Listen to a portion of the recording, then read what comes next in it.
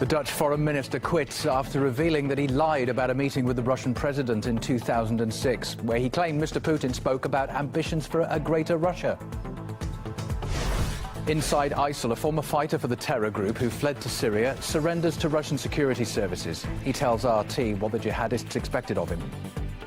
While I was lying in the hospital, people came up to me and tried to convince me to become a suicide bomber.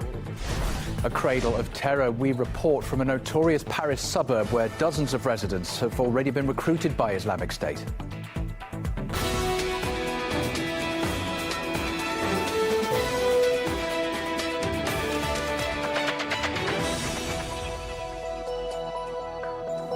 Hello, it's midday here in Moscow. Welcome to the programme from me and the team here at RTHQ this Wednesday, the 14th of February. I'm Colin Bray. This is your global news update and an embarrassing end to a career for the Dutch foreign minister.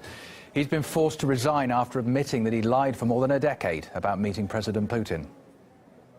Geen andere optie dan vandaag mijn ontslag aan te bieden aan zijn majesteit de koning. Ik doe dat met spijt en maat.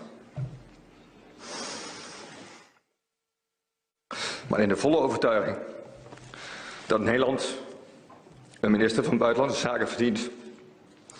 Excuus. Die boven elke twijfel verheven is. An emotional resignation there. Mr. Zylstra's departure comes just a day before he was supposed to meet his Russian counterpart in Moscow. Let's look at whether those false claims were worth it after all. Ik was begin 2006. In early 2006, I was at Vladimir Putin's countryside house. I stopped at the back of a room where a meeting was being held, but I could hear very well Vladimir Putin talking about a greater Russia. He said this included Russia, Belarus, Ukraine and the Baltic states, and that Kazakhstan would also be nice to have.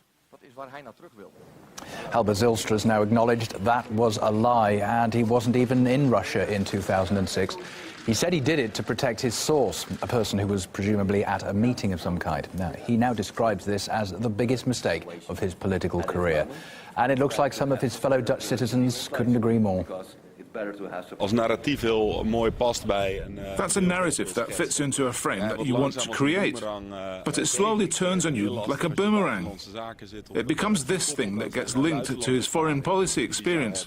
Then the trustworthiness of the Netherlands is questioned internationally, making things extremely difficult. If the Netherlands wants to remain credible, you can't have people saying that your minister is lying about being at a specific location at a specific time. That's not right, especially not about that place and that time. But he seems to have at least found his niche on social media. Twitter exploded with hashtags Lying Dutchman and Halber, featuring Photoshop pictures of him at some historic events and also visiting landmarks. When he first made his claims, no one questioned them at the time. Back then, of course, Russia was frequently accused of many things, including aggressive politics. Author and Russia analyst Martin Macaulay thinks the now former Dutch diplomat's false remarks were just a symptom of the times. There are two reasons why he made that statement. One is that it projected him into the public newspapers, the headlines and so on. This was a sensational statement to make. And the second thing would be that, of course, it fed into the NATO narrative, the narrative of the West at that time, still is, which is basically anti-Russian, sees Vladimir Putin as a threat to the national security.